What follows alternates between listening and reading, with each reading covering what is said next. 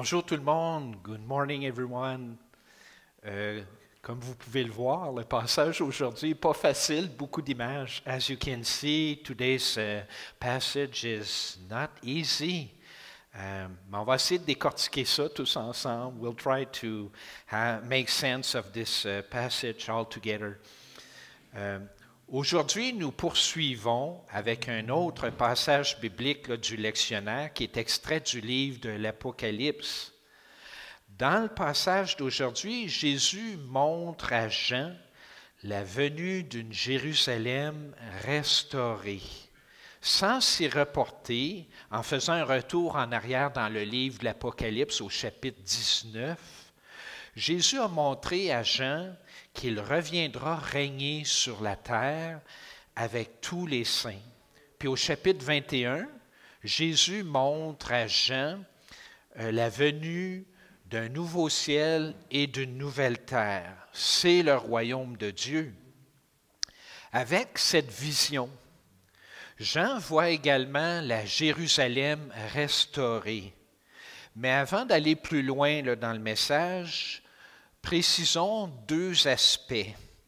Ces visions concernent une époque future qui n'est pas encore arrivée.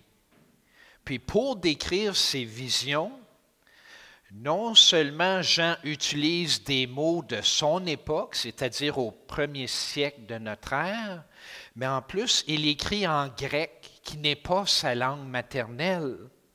Des mots tels que électricité, cellulaire, Internet, ça n'existait pas à son époque.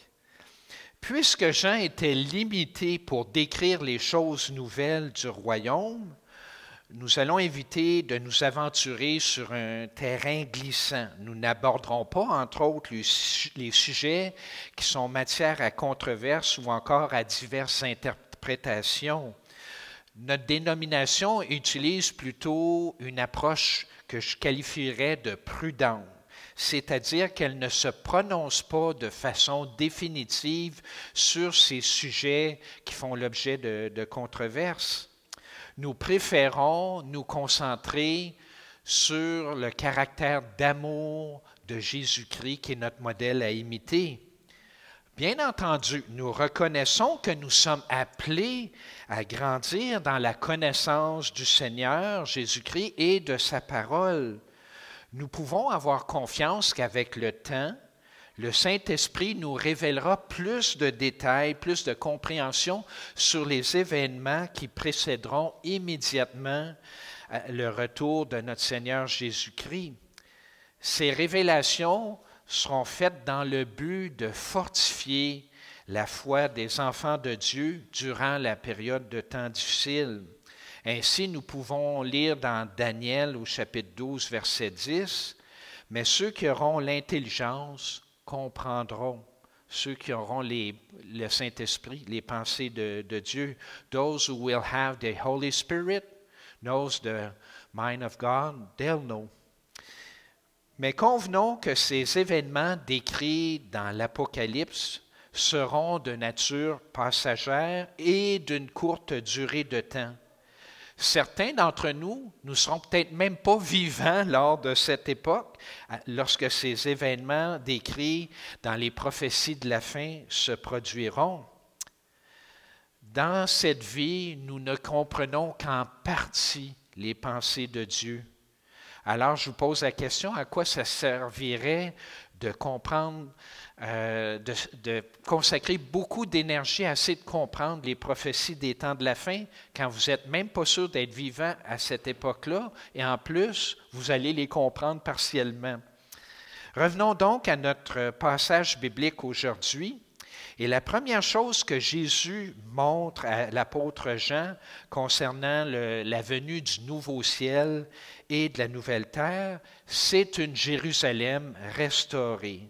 Nous voyons ça au verset 10, « Et il me transporta en esprit sur une grande et haute montagne. Il me montra la ville sainte, Jérusalem, qui descendait du ciel d'auprès de Dieu, ayant la gloire de Dieu. » Lorsque Jean voit la ville sainte, Jérusalem, qui descend du ciel d'auprès de Dieu, l'accent est mis sur le fait que la cité de Dieu n'est pas le résultat d'efforts ou d'œuvres humaines, mais qu'elle tire son origine de Dieu. La ville sainte est le don gratuit de Dieu à son peuple, à l'épouse de l'agneau. C'est comme un cadeau de noces, une place que Jésus nous a préparée et où nous allons demeurer. La vision de la ville de Jérusalem couvre 3 aspects. Premièrement, les versets 11 à 21 portent sur la description physique de la ville. Nous n'aborderons pas cet aspect au cours du message d'aujourd'hui. Disons seulement que nous retrouvons beaucoup d'or et de pierres précieuses dans la Jérusalem restaurée. Cela illustre la pureté de Dieu et nous serons avec Dieu dans cet endroit pur. Deuxièmement, la vision montre le caractère des citoyens de la ville au verset 22 à 27. Puis troisièmement, les versets 1 à 5 du chapitre 22 montrent une vision de la ville en tant que jardin d'Éden restauré. Donc aujourd'hui, nous allons aborder les 2 points suivants. Premièrement, le caractère des citoyens de la Nouvelle Jérusalem, puis deuxièmement, la Nouvelle Jérusalem en tant que jardin d'Éden restauré. OK, point 1, le caractère des citoyens de la Nouvelle Jérusalem.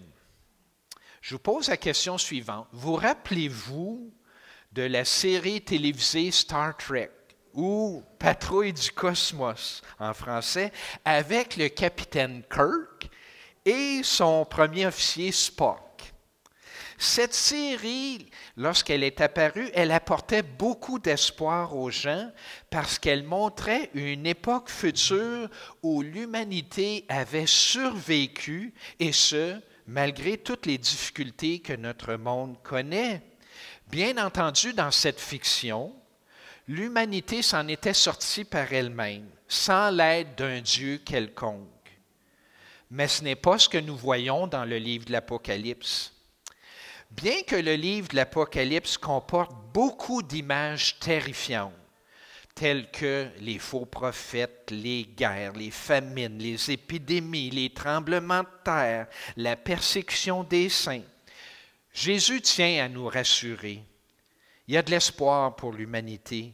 Non pas parce que l'humanité est capable par elle-même de se sortir de ses difficultés, mais plutôt parce que Dieu lui-même, le Tout-Puissant, va intervenir pour sauver l'humanité de la destruction totale. En revenant aux images du Jardin d'Éden, cette vision nous montre que Dieu a toujours voulu être avec les êtres humains qu'il a créés. Il est un Dieu révélé comme 3 personnes divines en un seul être. Un Dieu qui est dans une relation parfaite et sainte en tant que Père, Fils et Esprit pour toute l'éternité. C'est ce Dieu qui a créé le cosmos et qui désire être en relation avec chacun de ses enfants. Ses objectifs s'alignent sur son caractère d'amour. Il n'est pas un Dieu qui choisit d'être distant ou éloigné de ses créatures, même face au péché originel. Dans la chute, l'humanité s'est détournée de Dieu et a choisi un chemin d'autonomie, faisant confiance à elle-même plutôt qu'au Dieu digne de confiance qui nous a créés. Malgré la chute, Dieu n'a jamais abandonné son projet d'être avec nous. Dieu est patient et nous laisse du temps pour que nous tous, nous réalisions que sans lui, nous ne pouvons rien faire. Une grande partie de l'Apocalypse montre les conséquences désastreuses et dramatiques de la résistance à la grâce de Dieu et du fait d'être nos propres seigneurs. S'il y a une chose que l'histoire prouve clairement, c'est le fait que sans Dieu, nous ne sommes pas de bons gestionnaires des ressources de cette planète. Il y a beaucoup d'inégalités sociales, de surconsommation et de destruction. Nous imposons une forme de paix par la force militaire et non par l'amour, et une forme de respect par la dissuasion de nos bombes nucléaires. Livrés à nous-mêmes sans l'intervention de Dieu, nous nous détruirons inévitablement et nous retournerons à la non-existence. C'est ce que le livre de l'Apocalypse démontre et où nous constatons qu'une bonne partie de l'humanité va périr au cours d'une période de temps relativement courte qui précédera le retour de Jésus-Christ avec son Église. Mais, fort heureusement, nous connaissons déjà la fin de l'histoire. Nous savons que Dieu interviendra pour empêcher la destruction de toute vie humaine sur terre et qu'il apportera ici-bas son règne de paix et de justice. C'est la bonne nouvelle. Nous avons été créés pour aimer et pour fonctionner en communion avec l'Esprit Saint. Nous n'avons jamais été créés pour devenir notre propre Dieu. Et c'est ce mensonge qui a débuté dans le Jardin d'Éden et qui a déformé la vérité, expliquant la raison pour laquelle Dieu nous a créés. Ainsi, nous pouvons maintenant commencer la lecture du passage d'aujourd'hui avec reconnaissance en sachant que Dieu ne garde pas de secret pour son peuple bien-aimé. Il a trouvé un moyen de nous montrer des choses que nos esprits déchus peuvent à peine comprendre. Commençons ensemble à décortiquer justement la révélation de la Nouvelle Jérusalem. Au verset 22-23 du chapitre 21 du livre de l'Apocalypse, nous lisons « Je ne vis point de temple dans la ville, car le Seigneur Dieu Tout-Puissant est son temple, ainsi que l'agneau. La ville n'a besoin ni du soleil ni de la lune pour l'éclairer, car la gloire de Dieu l'éclaire et l'agneau est son flambeau. » L'observation la plus surprenante qui nous vient en premier à l'esprit est la déclaration selon laquelle Jean ne vit pas de temple dans la ville. Comment est-ce possible? Une grande partie de nos discussions au cours des dernières semaines sont fondées sur des images telles que la salle du trône et concernent l'adoration. Nous aurions pu penser que le temple, qui est le lieu de culte à Jérusalem, figurerait en bonne place dans la Nouvelle Jérusalem. Mais au lieu de ça, c'est la seule chose qui brille par son absence, et son absence est la première chose qui nous est montrée. Mais on nous dit immédiatement pourquoi. Parce que le Seigneur Dieu Tout-Puissant et l'agneau sont son temple. Cela peut nous rappeler peut-être le verset que Jésus a dit dans Jean chapitre 2, verset 19, « Détruisez ce temple et je le relèverai en 3 jours. » Jésus faisait référence à lui-même et à sa résurrection. Et maintenant, nous voyons les paroles de Jésus se concrétiser dans cette vision. De même que la Nouvelle Jérusalem désigne la communauté du peuple de Dieu, de même le temple désigne la présence de Dieu et de l'agneau avec le peuple de Dieu. Ainsi, lorsque la présence de Dieu parmi son peuple est définitive et éternelle, il n'y a plus besoin de temple. Nous n'aurons pas besoin d'un lieu de culte ou d'un intermédiaire entre Dieu et nous-mêmes. Pour le culte, sa présence élimine tout besoin de telles structures, entre autres, qui servent de temple. L'absence du temple est destinée à souligner la présence du Seigneur parmi nous, qui sommes pardonnés de toutes nos fautes. Non seulement nous aurons un accès direct au Seigneur de l'univers, mais nous serons également transformés à son image. Nous aurons le caractère d'amour de notre frère aîné Jésus-Christ. Nous voyons ça justement au verset suivant dans la première épître de Jean au chapitre 3, les versets 1 et 2. Voyez quel amour le Père nous a témoigné pour que nous soyons enfants de Dieu. Et nous le sommes. Si le monde ne nous connaît pas, c'est parce qu'il ne l'a pas connu encore. Bien-aimés, nous sommes maintenant enfants de Dieu, et ce que nous serons n'a pas encore été manifesté. Mais nous savons que lorsque cela sera manifesté, nous serons semblables à lui parce que nous le verrons tel qu'il est. Nous devons aussi voir que c'est la gloire de Dieu et l'agneau qui fournit la lumière à la ville. Tout ce qu'il y a de bon et de vrai en Dieu sera vu. Il n'y aura pas de coin sombre ou de secret sombre qui se cachera dans cet endroit. Comme ce sera merveilleux de marcher dans une telle lumière. Et bien sûr, la lumière sera centrée sur Dieu et sur l'agneau. Ce sera à propos justement de Dieu et non à propos de nous, ce qui aurait dû être dès le commencement. Poursuivons au verset 24 et 26. « Les nations marcheront à sa lumière et les rois de la terre y apporteront leur gloire. Ses portes ne se fermeront point le jour, car il n'y aura point de nuit. On y apportera la gloire et l'honneur des nations. » La référence aux nations ici ne concerne pas les États-nations, mais plutôt tous les peuples, en plus des Juifs. C'est l'accomplissement de l'intention de Dieu de sauver le monde entier. Dieu a peut-être commencé par un peuple choisi, mais c'était dans le but de choisir tout le monde. Jean prend cette imagerie de la conquête militaire et du tribut et la transforme pour parler de la repentance des nations. Plutôt que des ennemis conquis apportant un tribut physique, ces rois nations repentants s'apportent eux-mêmes en offrande, en adorateurs de Dieu et de l'agneau. À la fin, la miséricorde de Dieu triomphera du jugement.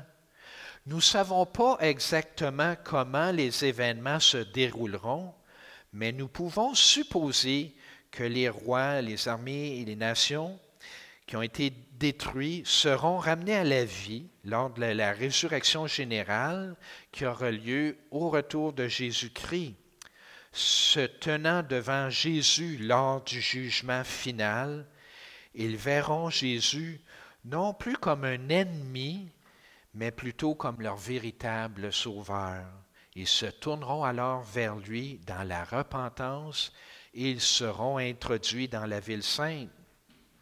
Nous ne pouvons pas être sûrs de la séquence, mais il semble qu'à la fin, la ville sainte sera grande ouverte à tous ceux qui se tourneront vers Jésus, lui donnant leur allégeance et leur adoration, même s'ils l'auront combattu auparavant.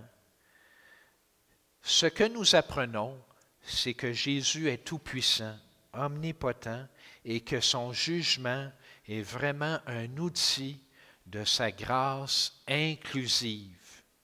Pouvez-vous imaginer un monde où personne ne cherchera à promouvoir sa propre gloire ou sa propre renommée? Un monde où tout est fait pour la gloire de Dieu. Ce serait certainement une réalité merveilleuse. Remarquez aussi que les portes resteront toujours ouvertes, notamment parce qu'il n'y aura pas de nuit. Parce que l'obscurité ou la nuit apporte généralement plus de danger. Et c'est une façon symbolique de dire qu'il n'y aura pas de menace pour cette ville ou ce royaume. Habituellement, les portes des villes étaient fermées la nuit pour empêcher les visiteurs indésirables d'entrer. Nous-mêmes, nous fermons nos portes généralement à clé durant la nuit pour la même raison. Mais ici, les portes de la ville sainte ne sont jamais fermées. Elles sont toujours grandes ouvertes pour accueillir tous ceux et celles qui veulent venir, soulignant une fois de plus le caractère inclusif de la ville sainte. Il n'y a plus à craindre d'ennemis, tout le mal a été neutralisé et tout le monde est invité à y entrer. Au verset 27, nous lisons « Il n'entrera chez elle rien de souillé, ni personne qui se livre à l'abomination et au mensonge. Il n'entrera que ceux qui sont écrits dans le livre de vie de l'agneau. » Dans cette image, les portes toujours ouvertes ne sont pas un problème, car il nous est dit que rien d'impur, de honteux ou de trompeur n'entrera jamais dans cette ville. Les portes peuvent rester ouvertes Parce que ceux qui préfèrent adorer et glorifier l'impureté, la honte et le mensonge n'auront aucun désir de s'installer dans cette ville. Pouvez-vous imaginer une société dépourvue de ces choses? Nous avons de la difficulté à imaginer un monde sans égoïsme, sans haine, sans violence et sans cupidité. Imaginons un monde sans honte. Il n'y aura rien qui nous fasse baisser la tête si ce n'est l'adoration de celui qui a pris sur lui toute notre honte et l'a détruite pour toujours. Et pouvez-vous imaginer un monde qui ne fonctionne que par la vérité et non par le mensonge? Dans quelle mesure notre monde actuel tourne-t-il sur le mensonge et la propagande? Il est difficile de savoir que croire aujourd'hui beaucoup trop de mensonges. Mais dans la Nouvelle Jérusalem, Jésus, qui est la vérité, imprégnera tous les aspects de la vie. Encore une fois, ces choses sont difficiles à imaginer, compte tenu de combien nous vivons dans un monde pollué par les impuretés, la honte et la tromperie. C'est pourquoi toutes ces images nous donnent une poussée à rêver vers cette réalité. C'est un exercice énorme qui construit notre espoir. Il nous est dit que la Nouvelle Jérusalem ne sera peuplée de ceux dont les noms sont inscrits dans le livre de vie de l'agneau. Disons quelques mots sur cet aspect, ce que ça signifie et aussi ce que ça ne signifie pas. En passant, Dieu connaît chaque être humain qu'il a créé et il n'a pas besoin de tenir à jour un registre des citoyens qui font partie de son royaume. Les noms inscrits dans le livre de vie de l'agneau ne sont pas Dieu dressant une liste arbitraire de noms de qui est dans son royaume et qui n'en fait pas partie. Jésus, qui a vécu et est mort pour tous, est l'agneau, c'est son livre. Maintenant, nous pouvons décider de ne pas être sur cette liste. Nous pouvons refuser l'offre de grâce et d'une relation avec Dieu. La meilleure partie de la vie dans la Nouvelle Jérusalem, c'est d'être en présence de Dieu. Mais si nous ne voulons rien avoir à faire avec Dieu, alors nous ne voudrons pas être dans la Nouvelle Jérusalem, ni au ciel, ni dans le royaume, quelle que soit l'étiquette que vous préférez. Dieu ne nous forcera pas contre notre volonté. Cependant, il continuera à nous appeler à lui, à nous courtiser et à nous gagner par la force, non, par son amour et sa grâce. Il ne nous abandonne jamais. Même lorsque nous l'abandonnons, les portes restent ouvertes. C'est son caractère que nous voyons révélé en Jésus-Christ. Nous arrivons maintenant au point 2, la Nouvelle Jérusalem en tant que jardin d'Éden restauré. Au chapitre 22 de l'Apocalypse, la scène change. Il nous est rappelé ici que Dieu avait placé Adam et Ève dans un jardin de délices. C'est la signification du mot Éden. Et où ils jouissaient d'une communion face à face avec Dieu, qui est symbolisée par l'arbre de la vie. Mais Adam et Ève ont péché en écoutant la voix du serpent et en mangeant le fruit de l'arbre de la connaissance, qui est interdit, qui symbolise la dépendance à l'égard de soi et de la connaissance acquise par soi-même. En conséquence, l'humanité a perdu sa place en Éden et a été projetée dans un monde de mort, le monde actuel. La littérature juive non canonique rédige que l'Éden a été ensuite enlevé au ciel dans l'attente d'une restauration future sur une terre renouvelée à la fin des temps. Nous retrouvons cette restauration dans Apocalypse 22, où l'Éden se trouve au cœur même de la Nouvelle Jérusalem. Cependant, l'Éden n'est pas seulement restauré, il est transformé, servant de demeure éternelle à Dieu et à son peuple. Au verset 1, Jean écrit, « Il me montra un fleuve d'eau de la vie, limpide comme du cristal, qui sortait du trône de Dieu et de l'agneau. » Pour commencer, un fleuve d'eau de la vie provient du trône de Dieu et de l'agneau. Il s'agit ici de la présence personnelle, abondante et curative de Dieu dans la Nouvelle Jérusalem. Il n'y aura pas d'extinction de voix, entre autres. Désolé pour ça. Au milieu de la place de la ville, on peut lire au verset 2 à 5, et sur les deux bords du fleuve ou de la rivière, il y avait un arbre de vie produisant 12 fois des fruits, rendant son fruit chaque mois et dont les feuilles servaient à la guérison des nations. Il n'y aura plus d'anathème. Le trône de Dieu et de l'agneau sera dans la ville. Ses serviteurs le serviront et verront sa face, et son nom sera sur les fronts. Il n'y aura plus de nuit. Ils n'auront plus besoin ni de lampe ni de lumière, parce que le Seigneur Dieu les éclairera et ils régneront au siècle des siècles. Cette dernière description a clairement beaucoup de ressemblances avec le Jardin d'Éden. En utilisant cette imagerie, Jean relie les desseins et les promesses de Dieu du début à leur accomplissement à la fin. Dieu est fidèle à la parole qu'il nous a donnée. Il tient ses promesses et il nous fait entrer dans la réalité d'être en sa présence.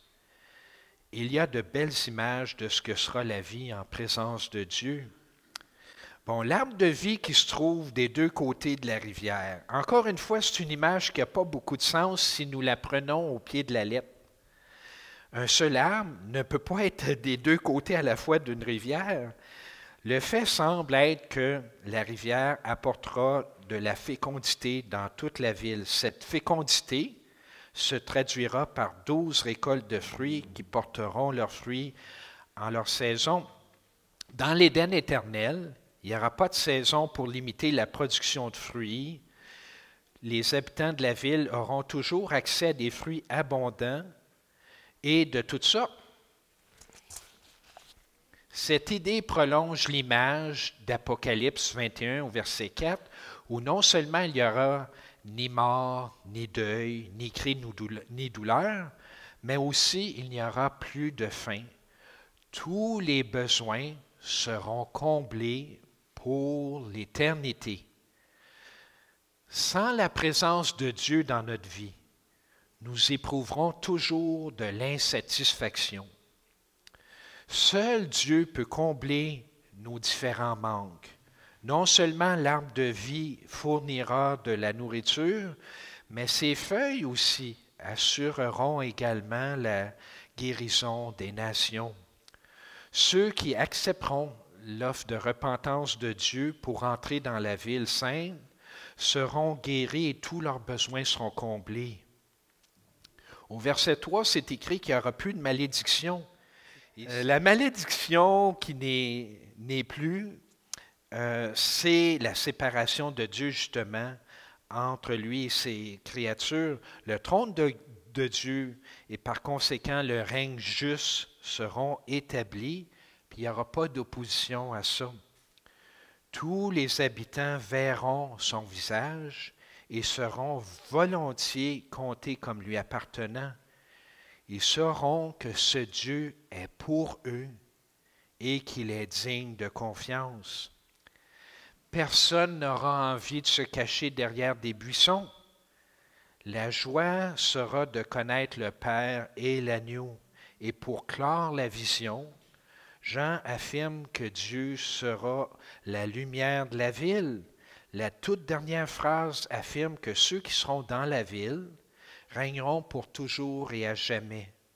C'est une conclusion extraordinaire, surtout si nous considérons que régner dans ce royaume, ça ne sera pas la même chose que le règne auquel nous sommes habitués ici dans cette époque.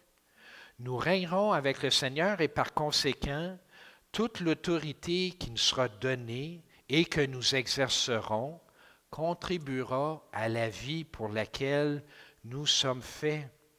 L'univers entier attend la révélation des enfants de Dieu. En demeurant en communion permanente avec Dieu, Il transformera notre caractère d'amour à son image. C'était l'intention de Dieu dès le début et il le fait en ce moment avec chacun d'entre nous. Bien que dans cette vie, nous devons passer par des épreuves et par la mort, nous savons qu'un avenir glorieux attend tous ceux qui mettent leur espérance en Dieu. Voyons ça dans les versets 18 et 19 de Romains au chapitre 8. J'estime que les souffrances du temps présent ne sauraient être comparées à la gloire à venir qui sera révélée pour nous. Aussi, la création attend-elle avec un ardent désir la révélation des fils de Dieu.